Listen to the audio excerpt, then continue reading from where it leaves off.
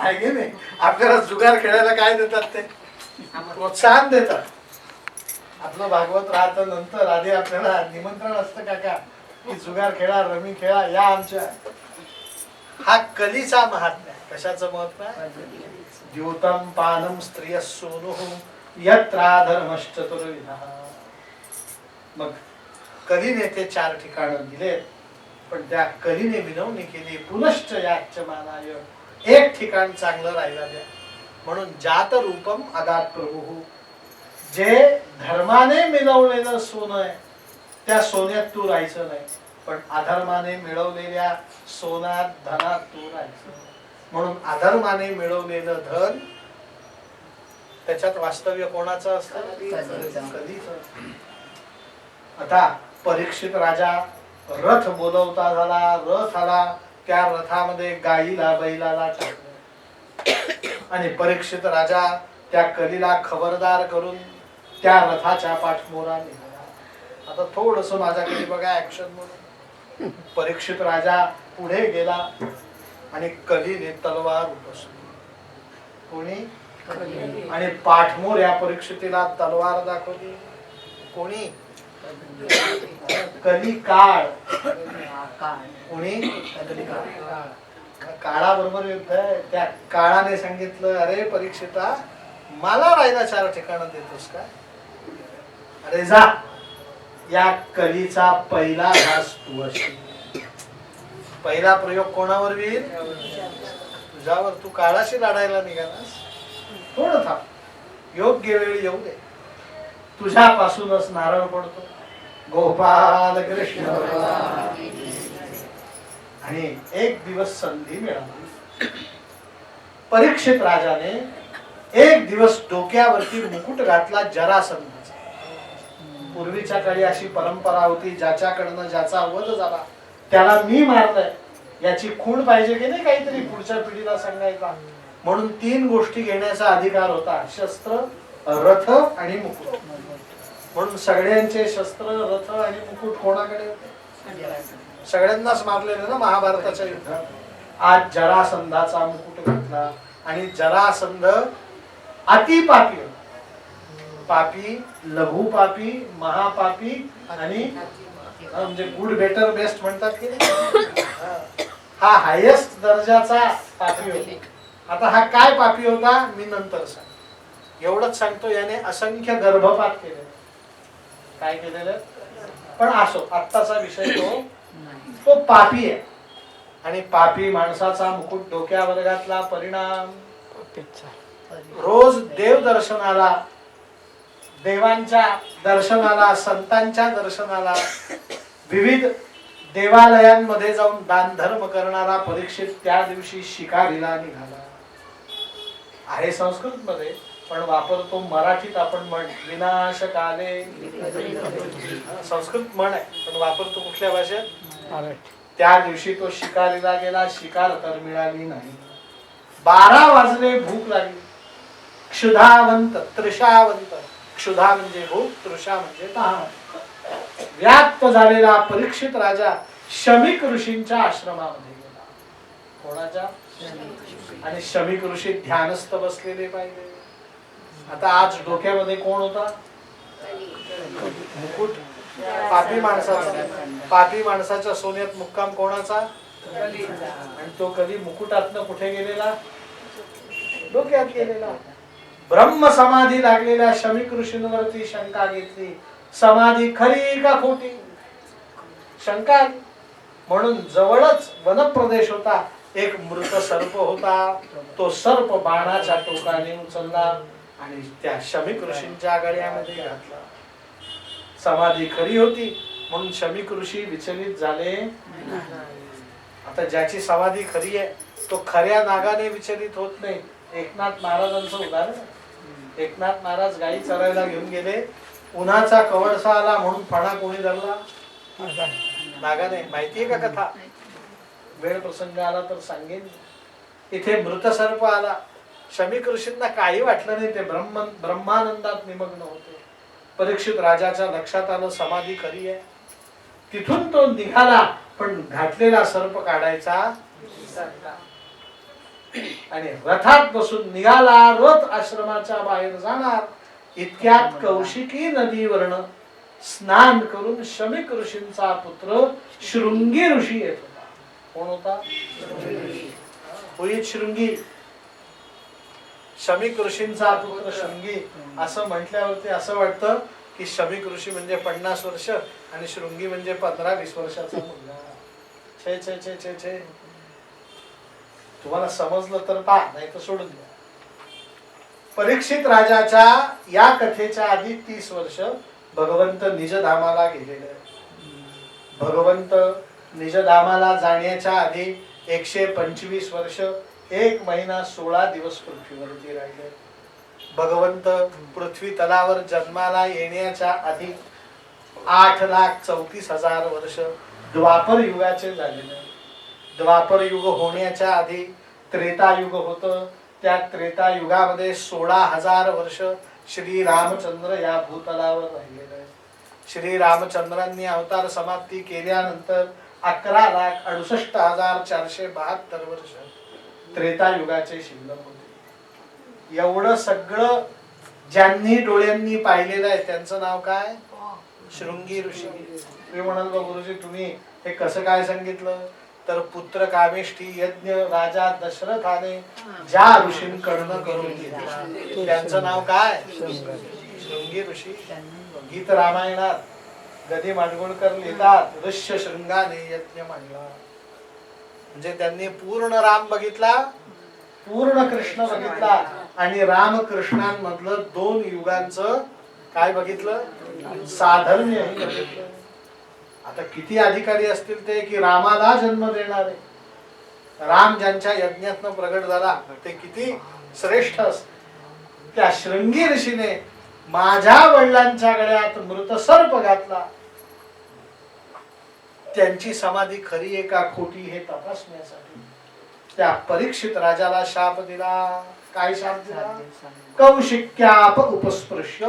कौशिकी नदीचं पाणी कमंडलूतलं आणलेलं होतं ते पाणी हातामध्ये घेतलं आणि वाक वज्रम विससर्ज. वाणीने अस्त्र सोडलं. काय अस्त्र सोडलं? इति लंघित मर्यादम तक्षकम सप्तमेहनि दक्षति स्म कुलांगारम नोदितो मे तद्द्रुहम.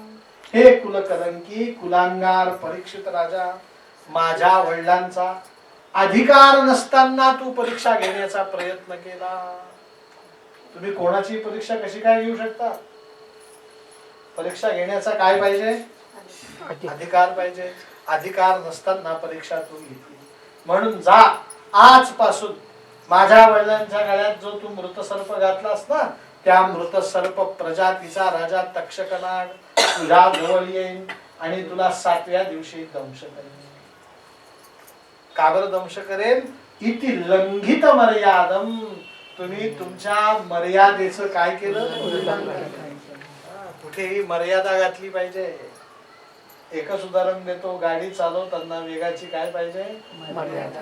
ती मर्यादा तुम्ही लांघली काय ठरलाय? मृत्यू ठरलाय की नाही? प्रत्येक गोष्टीला मर्यादा आहे. इति लंघित मर्यादम. तुम्ही एखाद्याशी भांडण झालं मर्यादित भांडण करा पण अतिच भांडण मर्यादा ओलांडून केली त्याचं रूपांतर कशात होणार आहे? आज नाही उद्या मृत्यू. शब्द फार महत्वाचा आहे. इति लंघित मर्यादम. परीक्षित राजाला शाप दिला पण परीक्षित राजा निघून गेलेला होता. हा शृंगी ऋषी रडायला लागला. थोड्या वेळाने शमिक ऋषी सावध झाले. पुत्राला विचारलं काय रडतोय? सगळा वृत्तांत सांगितला. शमिक ऋषींनी सांगितलं बाळा हे राजे लोक असतात ना ते राजसी असतात. ते काही आपल्यासारखे सात्विक म्हणून त्यांच्या 100 गोष्टींकडे दुर्लक्ष करून द्यायचं. किती गोष्टींकडे? 100. त्यांच्याकडनं फक्त धर्माचं पालन प्रजाजन करतायत. धर्माचं राज्य सुरू आहे एवढं राज्य करतायत एवढं त्यांच्याकडनं फक्त आपण बघावं आणि ते बघण्यासाठी 100 गोष्टींकडे काय करावं? कारण त्यांचं आपलं गणित कधीही जमणार. आपण असतो सात्विक ते असतात आपल्याला कोणाला तरी मत द्यायचंच आहे. मग मत कोणाला द्यायचं? सगळेच जण राजसी आहेत. राजकारणात जे जे माणसं आहेत ते ते कोण आहेत? मग ज्याने आमच्या रामाचं मंदिर बांधलं त्याला आमचं काय? त्यांचं आमचं जमणार कधीच नाही, आहे की नाही? आपण त्यातल्या त्यात काय पाहायचं असतं? चांगलं. पण राजकारणात जो आहे तो काही ऋषी मुनींसारखा सात्विक आहे असं मानायचं. सोपं उदाहरण सांगतो ना पुढीला. आमच्या रामचंद्रांचे 2 गुरुजी आहेत, वसिष्ठ आणि विश्वामित्र. दोघेही अयोध्येत राहत नाही, 60 किलोमीटर दूर सिद्धाश्रमात राहतात. गोरखपूरकडे जाताना तो सिद्धाश्रम लागतो. अयोध्येपासून गोरखपूरला जाताना, कारण राजाचं नातलं जमू शकत. आमच्या पांडवांचे कौरवांचे गुरु आहेत गुरु द्रोणाचार्य. ते हस्तिनापूर नगरीत राहत नाही. ते हस्तिनापूर नगरीपासून 42 किलोमीटर अंतर कुरुजांगल प्रदेशामध्ये राहतात. कारण त्यांचे जीवन जगण्याची पद्धती निराळी, आपली जीवन जगण्याची पद्धती निराळी. आपल्यामुळे त्यांना त्रास होतो, त्यांच्यामुळे आपल्याला त्रास होतो. म्हणून या राजे लोकांच्या एवढ्या छोट्या मोठ्या गोष्टीवरनं शाप द्यायचा नसतो. त्यांच्याकडनं 1 रुपयाचं काम करून घ्यायचंय म्हणून 4 आण्याच्या चुकीकडे काय करायचं? आमच्या घरी मोलकरीण येते, उदाहरणार्थ तिने सगळं घर जाळलं पुसलं, 1 कोपरा तेवढा राहिला. मी तिला म्हणते का ग याला काय अर्थ आहे? तुला पैसे कशाचे देतो, अमुक कशाचे देतो? बायको माझ्या अंगावर जाऊ ना, याद राखा तिला बोलाल तर. ती मोलकरीण अगदी विजयी वीराच्या थाटात घराबाहेर. मग बायकोला विषय का ग म्हणतो, नवरा मी तुझा, तू तिच्या देखत मला सांगते तिला बोलवू नका. अहो म्हणे ती जर नाराज होऊन निघून गेली तर तेवढा कोपरा आज मला पुसता येईल, उद्या सगळं घर मला पुसावं लागेल. काय सांगितलं तिने? उद्या सगळं घर. त्यापेक्षा तिच्याकडनं सगळं घर पुसून घ्यायचंय उद्या, म्हणून थोडासा कोपरा राहिला ते काय करायचं? माफ करायचं. या तत्वावर राज्य चालतं हे शमीक ऋषींनी सांगितलं. मग शृंगी ऋषींकडून 4 शिष्य पाठवले. परीक्षित राजाला सूचना दिली. पण तिकडे काय घडलं होतं? परीक्षित राजाने मुकुट काढून ठेवला. मुकुट काढता क्षणी कली बाहेर निघून गेला आणि परीक्षित राजाला आता पश्चाताप होऊ लागला. शमीक ऋषींच्या शिष्यांनी सूचना दिली, असा असा शाप मिळाला. परीक्षित राजा सावध झाला. तात्काळ कृपाचार्यांना बोलवलं. आपला ज्येष्ठ पुत्र जनमेजय, काय नाव? त्याचा राज्याभिषेक केला आणि परीक्षित राजा गंगेच्या तीरावरती गेला. गंगेच्या तीरावरती म्हणू नका, फक्त ऐका. श्री कृष्ण गोविंद हरे मुरारे, हे नाथ नारायण वासुदेव, प्रद्युम्न दामोदर विश्वनाथ, मुकुंद विष्णू भगवन नमस्ते. हा एक हरे राम राम राम हरे हरे, हरे कृष्ण कृष्ण कृष्ण हरे हरे. हा 2 या अनुष्टुप छंदातल्या 2 मंत्रांचा जप करू लागला. या जप केल्याचा परिणाम तत्रा भवत भगवान व्यासपुत्रो यदृक्षयागा मठमानो नपेक्षा अलक्षलिंगो निजलाभतुष्टो वृतश्च बालैरवधूत वेशः. श्री शुकस्वामी महाराज. अवधूत वेश घेऊन शुकस्वामी प्रकट झाले. गंगेच्या तीरावरून परीक्षित राजाने पाणी आणलं. शुकमुनींचे पाय धरले, पायावरती डोकं ठेवलं आणि परीक्षित राजाने प्रश्न विचारला, महाराज मृत्यू समयी काय केलं असता माणसाचं कल्याण होतं? हा माझा प्रश्न आहे आणि या प्रश्नाला अनुलक्षून माझे 4 उपप्रश्न आहेत. या जगात चिंतनीय कोण, वंदनीय कोण, स्मरणीय कोण, अनुकरणीय कोण, ज्याचं मी मृत्यू समयी चिंतन करावं? मला या 2 प्रश्नांचे उत्तर द्या. शुकमुनींनी परीक्षित राजाच्या पाठीवरती हात ठेवला. शुकउवाच, शुकमुनी म्हणतात, वर्याम एषते प्रश्नः कृतो लोकहितो नृप. हे नृप, हे राजा, तुझे प्रश्न फार श्रेष्ठ आहेत. कारण सगळ्या लोकांना उपयोगी ते प्रश्न. आत्मविद संमत पुंसाम. वस्तुतः या प्रश्नांना उत्तर द्यायला मी बांधील आत्मविद संमत पुंसाम, कारण मी आत्मानंदातच निमग्न राहतो. पण श्रोतव्यादिषु यः परम, तुझा प्रश्न सगळ्या जीवमात्रांचं कल्याण करणार आहे, म्हणून मी तुझा या सर्व प्रश्नांचे उत्तर देतो. पण आज नाही, उद्या दुपारी 4 वाजता. किती वाजता? उद्या शुकमुनी परीक्षित राजाला मनुष्याच्या जीवनाचं सार आणि मनुष्याच्या जीवनाचं असार दोन्ही गोष्टी समजून सांगतील. भगवंतांची उपासना समजून सांगतील. मनुष्य जीवनामध्ये मनुष्याने काय काय बोलू नका, मनुष्याने काय काय करावं हे सांगतील. चतुश्लोकी भागवताचा उपदेश श्रवण करायचा.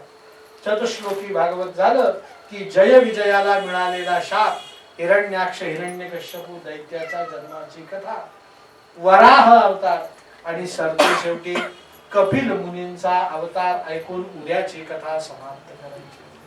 उद्याची कथा अत्यंत सुंदर आहे, रसमय आहे. बरोबर सगळ्यांनी 4 वाजता यायचं. आज जशी 4ला कथा सुरू केली आणि अगदी 7